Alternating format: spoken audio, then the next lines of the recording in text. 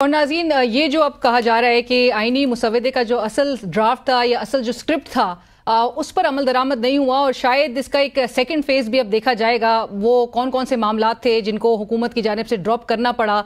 बज़ाहिर तो एक नज़र आया कि पॉलिटिकल कंसेंसस इस 26वीं आईनी तरमीम के लिए डेवलप हुआ, लेकिन अब जिस तरह के सवालात रेज हो रहे हैं और अगर इसका सेकंड फेज देखा जाएगा तो उसमें क्या क्या मजीद मामला जो है वो ज़ेर गौर आ सकते हैं और उसके लिए नंबर्स के हवाले से फिर क्या किया जाएगा।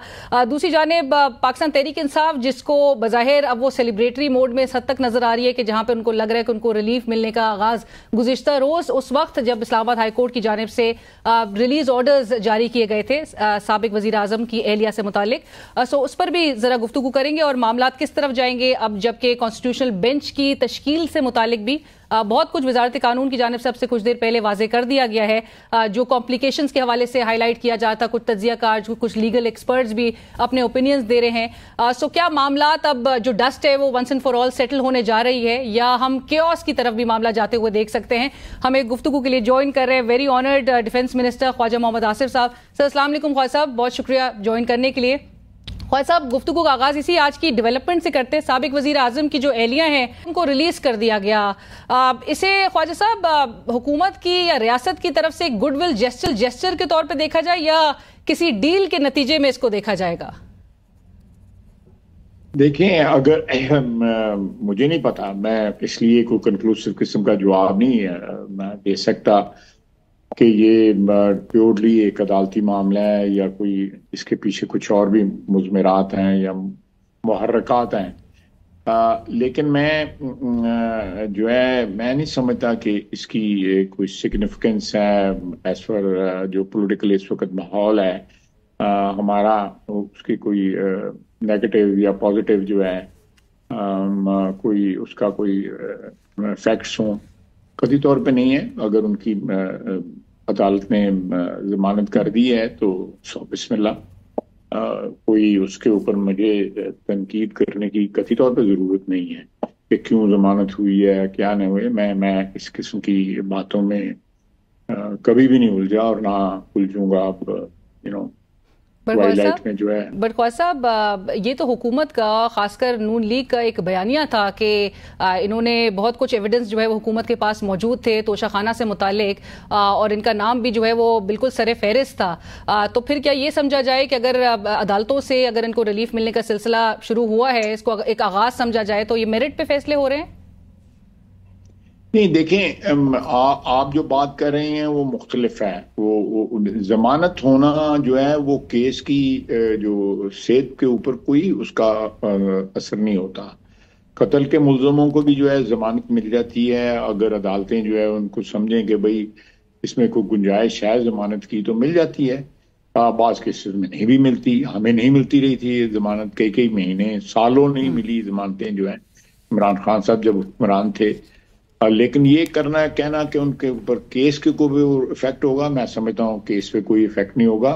केस पे तो इफेक्ट जो है नेगेटिव पॉजिटिव जो है वो एविडेंस की वजह से होगा, जमानत होना या ना होने की वजह से इफेक्ट नहीं होगा इंशाल्लाह। राइट, बट ख्वाजा साहब, साथ साथ ये भी चेमगोइयां हो रही हैं कि अगले आने वाले दिनों में शाह महमूद कुरैशी साहब से मुतालिक भी ये कहा जा रहा है कि उनको भी, उनकी रिलीज भी हम देख सकते हैं और शायद वो बाहर आके पाकिस्तान तहरीक इंसाफ की बागडोर संभालते हुए नजर आ सकते हैं as part of some minus Imran Khan PTI sort of plan. So आपको ऐसा कुछ होते हुए दिखाई दे रहा है?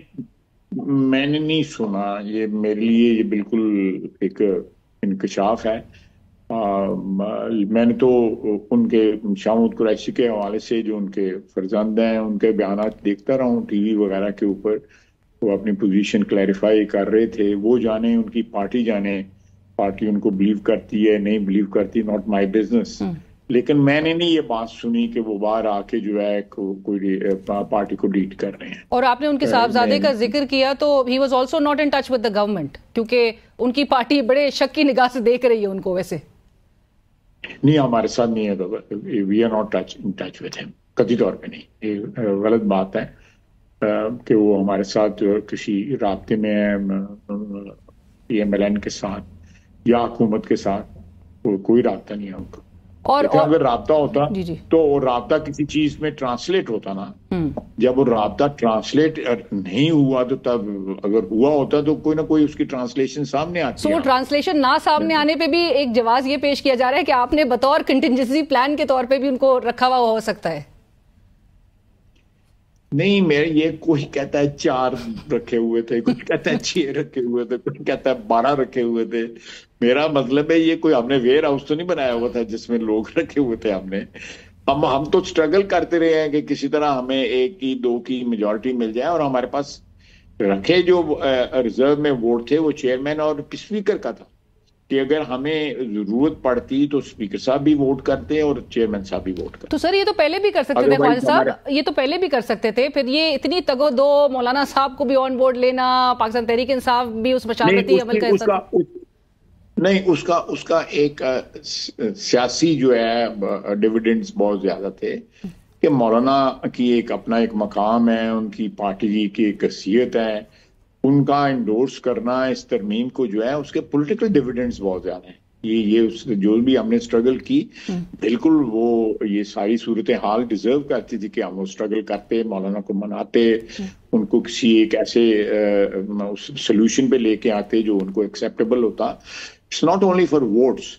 देखिए, अगर हमारे वोट पूरे होते और मौलाना ना होते तो उसका हमें कम से कम सियासी नुकसान जो जरूर होता कि हमेशा के लिए एक तारीख में लिखा जाता कि जी फलां अमेंडमेंट हुई और उसमें जो है फलां पार्टी ने जो है वो एब्सटेन किया या मुखालफत में वोट दिए, तो कोई अच्छी बात तो नहीं थी। मौलाना का आना जो है वो बायसे बरकत भी है और बायसे एक सियासत में एक अच्छा। बट ख्वाजा साहब, आपने जिस तरह से कहा कि चेयरमैन और स्पीकर साहब के भी वोट्स आपके पास मौजूद थे, बट एक चाहते थे कि कंसेंसस डेवलप हो, ये कितना अफसोसनाक मंजर है ख्वाजा साहब के BNP मिंगल के सरबराह अख्तर मिंगल साहब, उन पे आज खबरें जिस तरह की चल रही हैं कि उन पे दहशतगर्दी का मुकदमा बना दिया गया है कि वो असला लेके पार्लियामेंट जो है वो पहुंचे थे, सेनेट गैलरी से उनको निकाला गया था।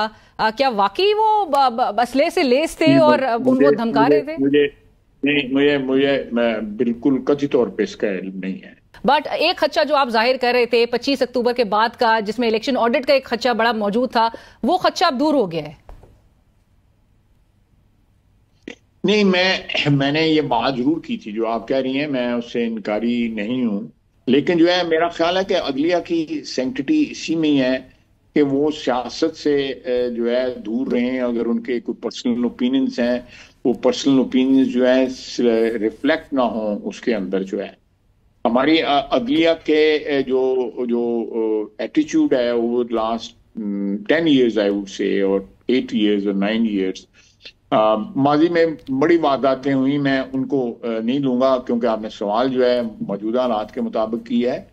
तो उन्होंने बहुत ज्यादा पॉलिटिकल जो है एक स्टेटस जो है वो ज्यूम कर लिया हुआ था, एक पॉस्चरिंग कर ली हुई थी पॉलिटिकल जो है। मैं उसकी तफसील में नहीं जाना चाहता। मैं समझता हूँ कि इस तरमीम के बाद जो है अगर वो क्या कहते हैं डिटॉक्सिफिकेशन कर लें, सुप्रीम कोर्ट हो जाए तो मुल्क के लिए बहुत अच्छा हो गई है। राइट, बट ख्वाजा साहब आप कुछ इंस्टेंसेस तो गिनवा ही सकेंगे कि जिस के हवाले से आपने एक पैमाना तय किया और जस्टिस याया अफरीदी साहब जो नए चीफ जस्टिस ऑफ पाकिस्तान हैं, उनको जो उनकी सिलेक्शन जो है उससे मुतालिक हुकूमत ये कह रही है कि वो एक नॉन कॉन्ट्रोवर्शियल फिगर है, he has an impeccable profile, इसमें कोई शक नहीं है, बट वो किसी ग्रुपिंग का हिस्सा नहीं थे। ये कैसे जज किया या कैसे आप लोग ने गेज किया? कुछ अगर आप इंस्टेंसेस बता सकें। मेरा ख्याल है ये अटरेंसेस की बात है। मैं फिर वही बात करूंगा कि ये जब अदलिया जो है अपने फैसलों के जरिए बोलती है, लेकिन जब अदलिया जो है उनकी utterances during the course of adjudication या during the course of process of deciding something, वो जब पॉलिटिकल रिमार्क्स देने शुरू कर दें और एक राइट, बट ख्वाजा साहब मैं थोड़ा सा मुताद इसलिए बोल रहा हूँ, कि 26 आईनी तरमीम जो है उसका फोकस जो है ऑलमोस्ट 100% जो है वो अदलिया पे रहा है। राइट, लेकिन आपको ये तनकीद का भी सामना करना पड़ रहा है हुकूमत को ख्वाजा साहब के और लीगल फ्रेटर्निटी की तरफ से कि आप लोग ने जुडिशल स्ट्रक्चर को रिवर्स कर दिया है। अब आप लोग के से मुतालिक या वो केसेस जिनमें आप लोग पार्टी होंगे, हुकूमत पार्टी होगी, आप लोग की कॉन्स्टिट्यूशनल बेंच भी तश्कील देंगे, आप ही बताएंगे कि कौन कौन से जजेस जो है उसमें अपॉइंट किए जाए। नहीं देखें, अगली ये जो हमारी लीगल फ्रेटर्निटी है हमारी, उनका तो 100% नहीं 200% हक है कि वो इसके मतलब बातचीत भी करें। बार्स हैं, बड़ी बड़ी बार हैं, सुप्रीम कोर्ट है, लाहौर बार जो है कहते हैं एशिया की सबसे बड़ी बार है। तो मुझे वकला के ओपिनियन का मैंने हमेशा एहतराम किया। मैं खुद वकील हूँ, मेरे पास लाइसेंस है प्रैक्टिस का, जो मैंने सस्पेंड करवाया हुआ है because of my political activities जो हैं, जायज नजायज जो भी हैं, तो उसकी वजह से मैं सस्पेंड करवाया हुआ है। लेकिन मैं ख्वाजा साहब, कॉन्स्टिट्यूशनल बेंच को पॉलिटिकल इन्फ्लुएंस से आप लोग कैसे दूर रख सकेगी कोई भी पार्लियामेंट या गवर्नमेंट? देखिए, हम तो जरूर दूर रखेंगे। मैं उससे अदलिया से भी ये जो अराकीन है अदलिया के, मैं उनसे भी ये तवक्को करता हूँ कि वो भी अपने बिहेवियर से, अपनी जो अटरेंसेस हैं, अपने कमेंट्स जो हैं, अपने जो फैसले हैं, उसमें कॉन्स्टिट्यूशनल बेंच का मतलब है कि कॉन्स्टिट्यूशन को वो अपहोल्ड करेंगे। ख्वाजा साहब, नेगेटिव नहीं, लेकिन अवाम को समझा देने की हद तक ही कि ये कॉन्स्टिट्यूशनल बेंच चूंकि जिस तरह से नजर आ रहा है कि फॉर्मेशन इसकी वही जुडिशल कमीशन करेगा जिसमें डोमिनेशन गवर्नमेंट की होगी, आपके नॉन जुडिशल जो मेंबर्स हैं वो ज्यादा हैं इस जुडिशल कमीशन का हिस्सा, और वही तय करेंगे कि किस जज ने वो इसका हिस्सा बनना है, कौन सा केस सुनेगा। सो ये एक तासुर जाता है कि इसको सियासी इन्फ्लुएंस का ये शिकार होने जा रहा है। बट जहां पर आज वजारत कानून ने ये बात क्लियर की कि नामजद जजेस में से सीनियर तरीन जज आईनी बेंच का सरबराह होगा और दीगर भी नुकात उन्होंने मेंशन किए, तो क्या ये भी पॉसिबिलिटी है ख्वाजा साहब कि सीनियर प्यूनी जज जो इस वक्त जस्टिस मंसूर अली शाह साहब हैं, कोई पॉसिबिलिटी है कि वो भी इस कॉन्स्टिट्यूशनल बेंच के प्रिजाइडिंग जज के तौर पे उनको देख सकते हैं? इस किस्म का कोई कमेंट नहीं करूंगा, नामुनासिब होगा मेरे लिए करना कि कौन होगा कौन नहीं होगा। सब सर्विएंट कर देना एक जुडिशियल कमेटी जो है पार्लियामेंट की, उसको अदलिया की जो जुडिशियल कमीशन है उसके, मैं समझता हूँ, मैं एज ए पार्लियामेंटेरियन मैं समझता हूँ कि ये बड़ी ज्यादती थी। जो ये ज्यादती जो है तकरीबन 16-17 साल हमने बर्दाश्त की है। तमाम दुनिया में ये फंक्शन जो है पार्लियामेंट करती है, आपको भी पता है माशाल्लाह। मुझे प्रीटी कॉन्फिडेंट कि आप ब्रिटेन का यूएस का देखें, वहां पे जो है कई दिन कई महीने जो है कंफर्मेशन प्रोसीडिंग चलती हैं, और वो बाकायदा जो है टेलीवाइज होती हैं, और वो वहाँ की सेनेट जो है वो अपॉइंटमेंट करती है सुप्रीम कोर्ट के अंदर जो है, वो आपको भी पता है। तो अगर पाकिस्तान में पार्लियामेंट के पास ये ताकत जो है आ गई है, या ये पावर या डिस्क्रेशन आ गई है, तो उस पर किसी को एतराज नहीं होना चाहिए। मैं समझता हूँ we are moving the right direction. हम जो है पार्लियामेंट की बालादस्ती जो है उसको स्ट्रेंथन कर रहे हैं। उसमें कल हम नहीं होंगे, कोई हमने ठेका तो नहीं लिया हुआ कि हम हमेशा बैठे रहेंगे। कल कोई और पार्टी होगी, वो पार्टीज को भी उसी तरह रिप्रेजेंटेशन दी गई हुई है। और फिर ये है कि अब ये एक बड़ा आम 2 दिन से चल रहा है कमेंट जो है। अब देखें, मैं जस्टिस आलिया नीलम का नाम जो है जुडिशियल कमीशन ने भेजा हुआ था, और वो तीसरे नंबर पे था उनका नाम जो है जुडिशियल कमीशन ने किया, हमने उसको एंडोर्स किया, और मैं बिल्कुल ऑनेस्टली समझता था कि वो हमने सही एंडोर्स किया। तो अगर ये हो सकता है हम जो है उनका अपर हैंड या उनकी हेजमनी जो है, हेजमनी मुनासिब लफ्ज नहीं है, वो हमने 14 साल एक्सेप्ट की, और अब जो है उसकी करेक्शन हुई है, कॉन्स्टिट्यूशनल करेक्शन हुई है, तो किसी को एतराज नहीं है। पार्लियामेंट में सारी पार्टियां उसमें शामिल हैं। उस जो जुडिशियल कमीशन में जो पार्लियामेंट की रिप्रेजेंटेशन होगी, उसमें सारी पार्टियां पार्टी रेशो के मुताबिक जो है उनकी रिप्रेजेंटेशन होगी।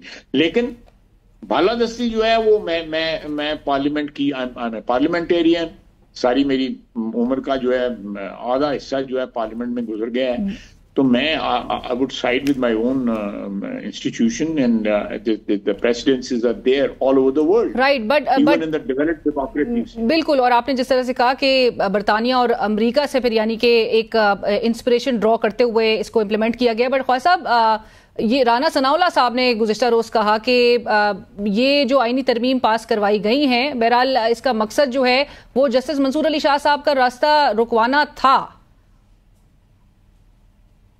नहीं, मैं समझता हूँ कि मेरे नज़दीक जो है ये एक बड़ी ऑब्जेक्टिव किस्म का एक मकसद था। उसमें ऑब्जेक्टिविटी यही थी कि एक बैलेंस जो है वो पार्लियामेंट के हक में हो, लेकिन उससे ये मकसद नहीं है कि जो हम उनकी टेरिटरी पे इंक्रोच करें, इसकी जो है जुडिशरी की। I will be the last person to encroach on their territory. लेकिन द मोमेंट वहां पे कोई सियासी बयानबाजी शुरू हो जाएगी, I will be the first person to respond to that. Khawaja साहब, आपकी इजाजत से एक मुझे ब्रेक शामिल करनी है। नाज़रीन कहीं मत जाइएगा। वजीर दिफा ख्वाजा मोहम्मद आसिफ साहब इस वक्त हमारे प्रोग्राम में शरीक है और गुफ्तगू को आगे बढ़ाएंगे एक ब्रेक।